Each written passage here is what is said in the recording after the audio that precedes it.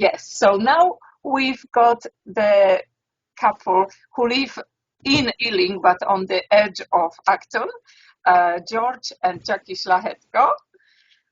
Welcome. Tell us how it is to be in such a marriage.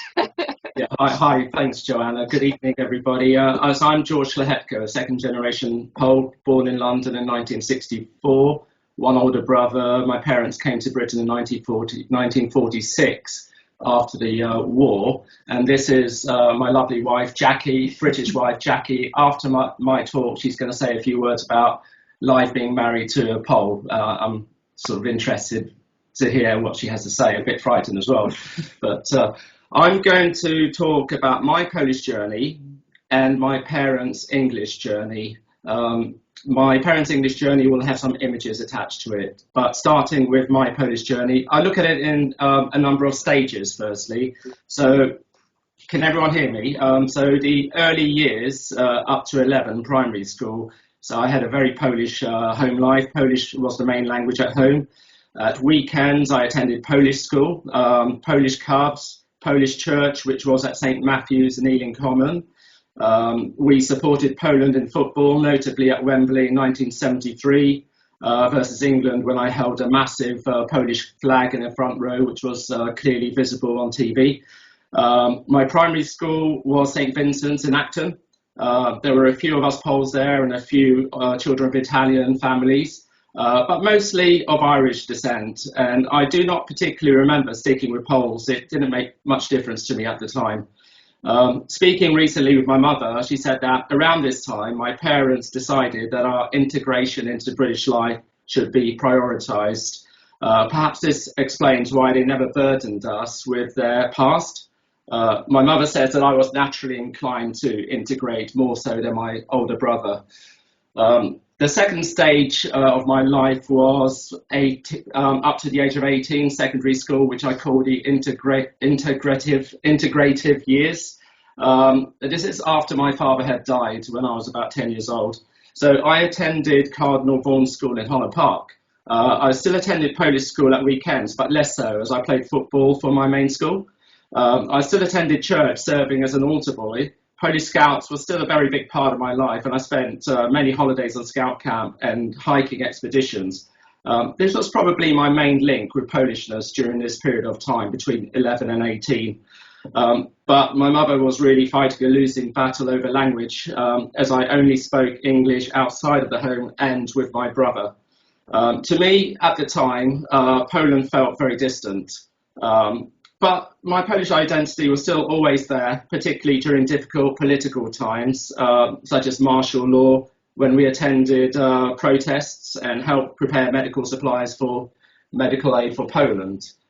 The next stage was my 18 to 40s, my university and my work years.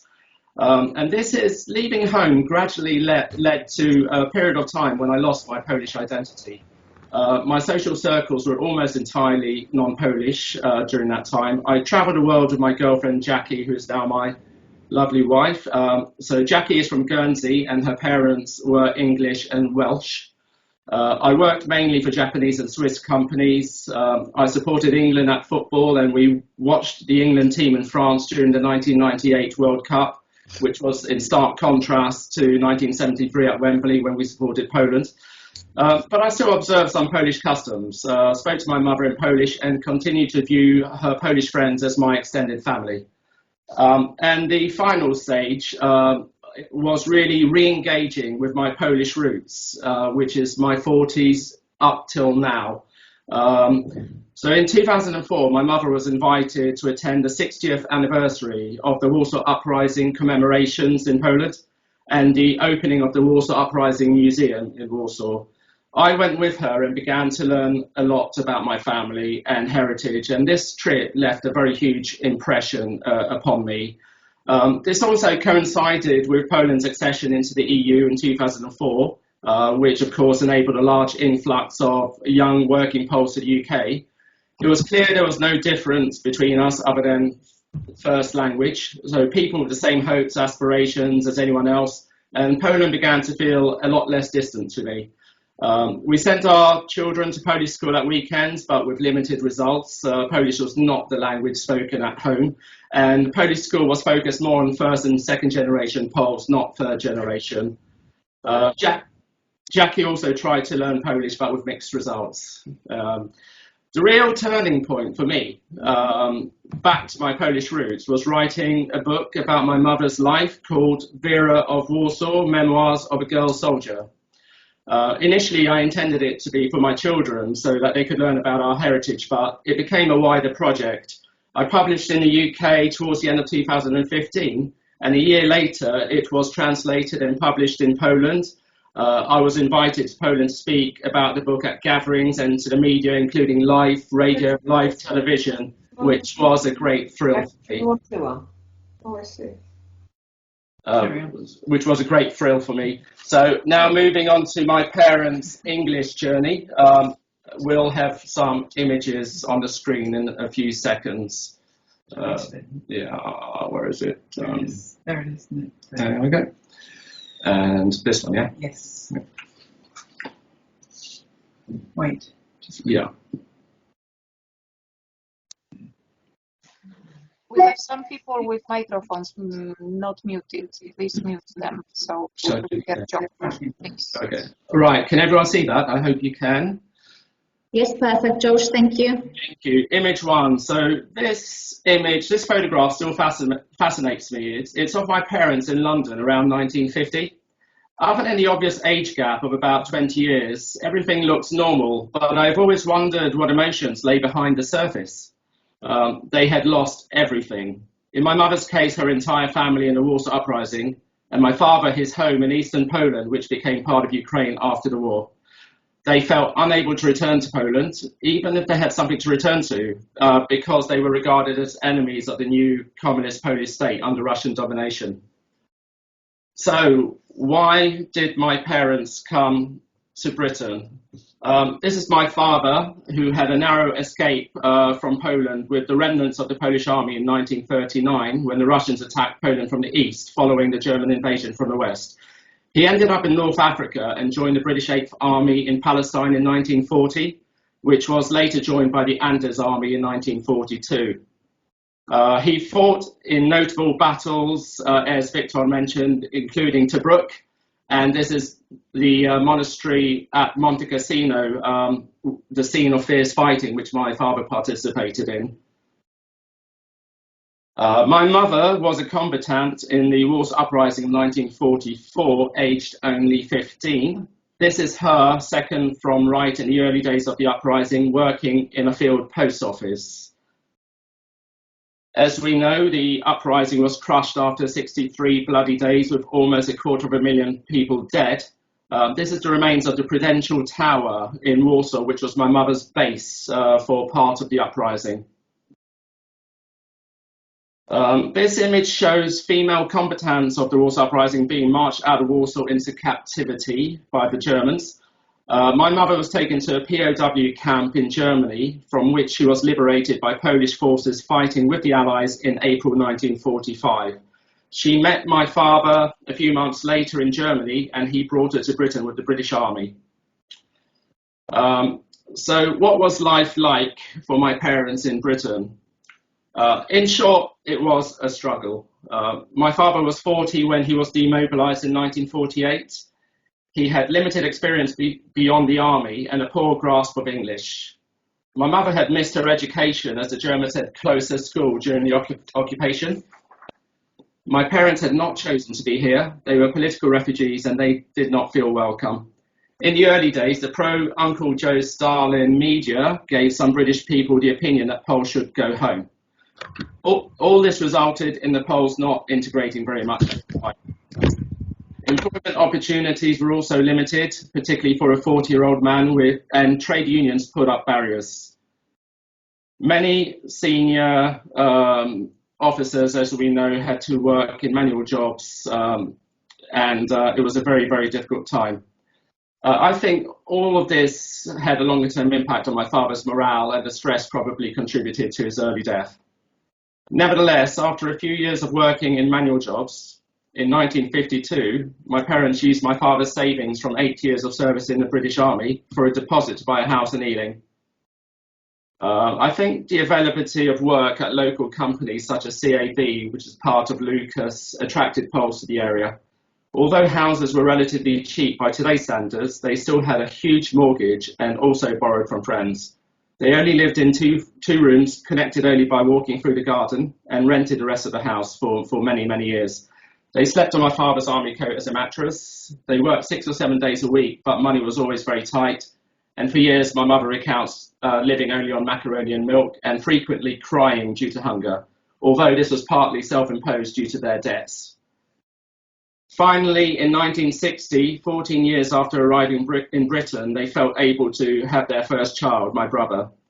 I say were able, but I think it was probably more my mother eventually getting her own way. My father was 56 when I arrived 4 years later, and sadly he died 10 years later.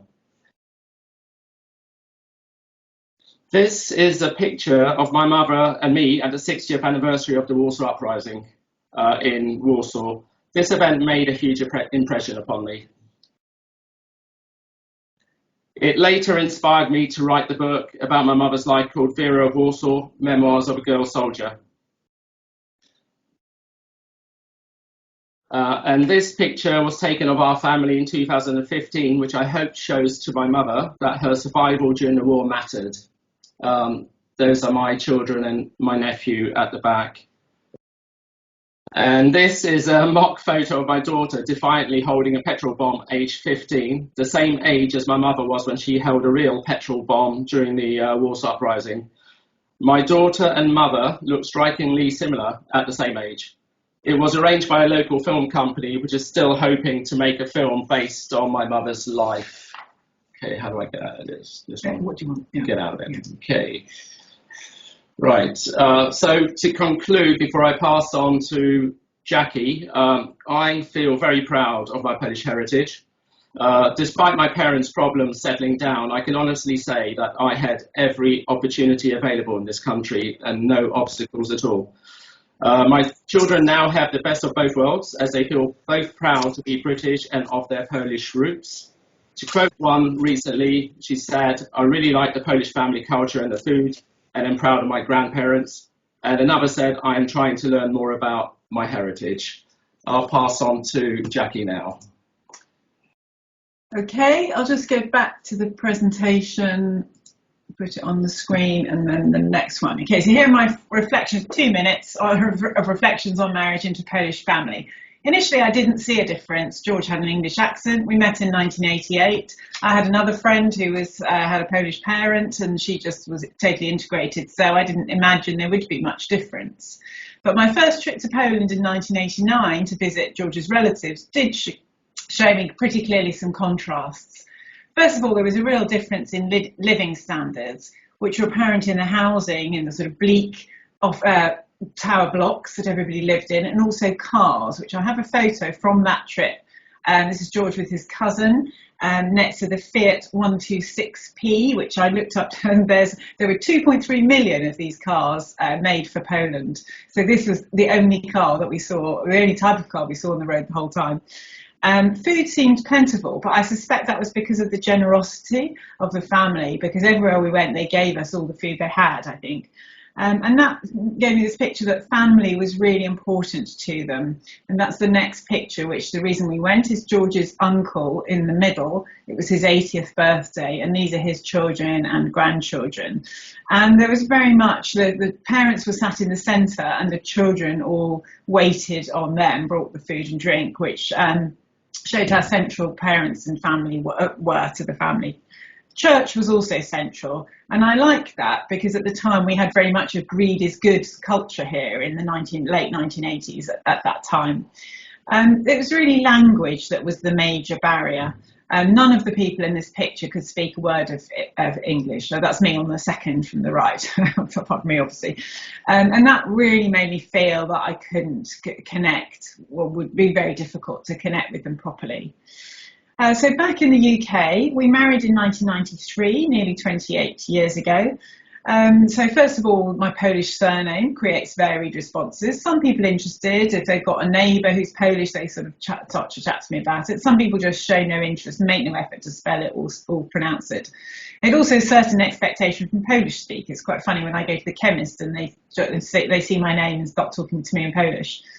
So the language is very hard for English speakers to learn. I went 3 years of evening classes and still it's very basic. But interestingly, the Polish family actually now speaks some English. Some of the people in that photo came to live here or work here when it was possible. And so as the relationship with the UK has increased, then that sort of ability to connect has increased for us as well. The religion, I had to agree that our children would be Catholic. However, that meant me going to a church where I couldn't take communion. So if anything, that's probably been hardly a difficulty, but the only thing I've really noticed.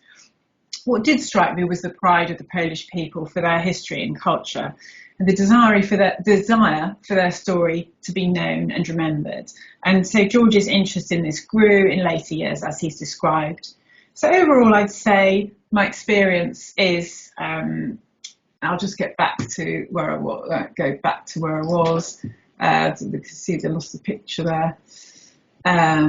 Sorry, just right here. Overall, the experience, I'd say, wasn't fixed. It's been fluid and it's varied over time. And I think it will carry on changing as the UK's relationship with Poland develops. Very nice. Thank you. That's it. Thank you very much, Jacqui and George. It's